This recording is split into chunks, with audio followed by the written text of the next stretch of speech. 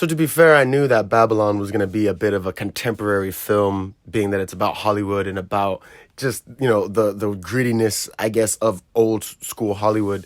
And given the actors that were in it, I assumed that it was going to be a good movie. And I didn't know really who the director was, the Damien Chazelle. And I didn't even know that the guy did La La Land. So that's pretty funny. I only knew he did Whiplash, and Whiplash is a pretty sick film. And I don't even remember Last Man, the other Ryan Gosling one he did, and I don't even remember what it was. No, I don't remember anything about it. So I was just like, you know what? I'm down to watch Babylon, just for the simple fact that it just seems different and new and just something other than, again, action superhero films, right? So we went to go check it out, and I mean, it wasn't that bad. It was all right. I would definitely say it wasn't no top tier film like I would have assumed it would have been. But for what it's worth, I mean, Margot Robbie she's a fun actress, but I feel that she has some type of Joker syndrome where, Keith Ledger and I mean Jack Nicholson's the only person that's really came up from it, but Jared Leto, all these people that do the Joker, they say they get all like twisted or whatever, you want to say happens to them when they play such a character. And Margot Robbie was the only person to ever play Harley Quinn on screen, and I feel like that unfortunately has cemented her as this kind of crazy psychotic character. So everything she's in, she just plays such a good psychotic female woman character.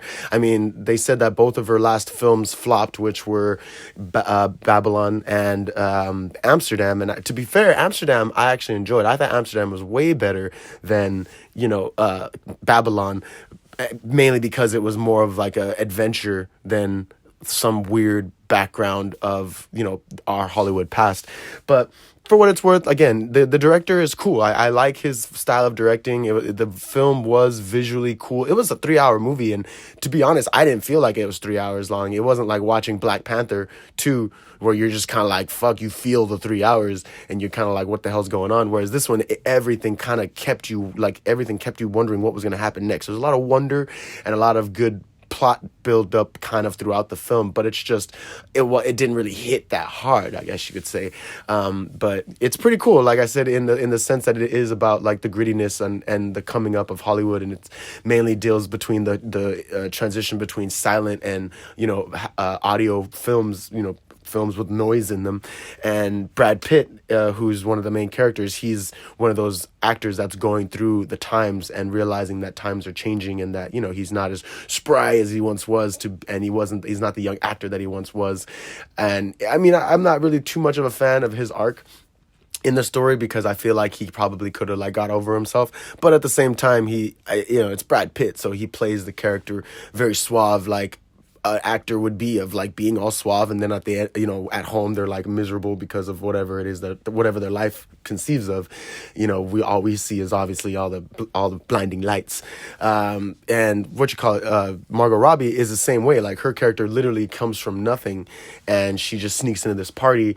And when she gets into that party, she's just recognizes this beautiful character, and then everyone just kind of falls in love with her, and then she ends up becoming an actress through in the silent film movies. And then when she goes into audio films, she starts struggling because she actually has to speak, and she actually has to do things versus just showing emotion and dancing around. And it's being in a silent film, completely different. It kind of gave me the feeling of Once Upon a Time in Mexico.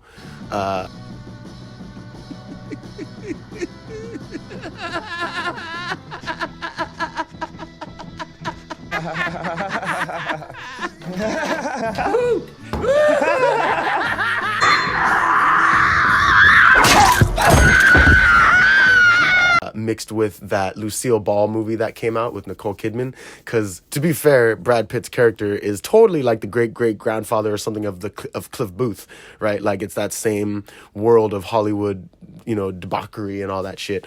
And then you have, to be honest, I think Margot Robbie would have played a fantastic Lucille Ball, and I think it would have given her more of a dramatic, serious role versus like a dramatic role, like of just being all ecstatic and like she usually is. I don't know. I mean, but I haven't seen her in much else. I mean, I did enjoy her in I, Tonya. I, Tonya was great. You know, I think she really kind of, she's like a rollerblader woman. It's like based on the real life story of this rollerblading woman. I mean, that was a good movie. She really nailed that character and really brought the feeling and everything across. Whereas in Babylon, I felt like she was just kind of like having fun.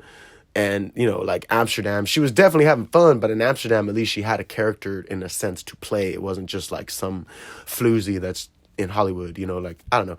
And then there was this other arc by this from, I forgot the black dude's name, Jovan Adepo. That guy was like pretty cool. His arc was interesting. Him being like a trumpet player and knowing that he was as good as he was, only to have him, you know, it's the weird dichotomy of like what you might have to do and sacrifice to like gain fame, but it's just back in the day, so of course it's worse. You know, there's a lot more racism and whatnot and shit, you know, being prejudiced back then than there is now per se, but back then of course it was more shocking. So I mean, his arc was cool. It was better than Diego Calva.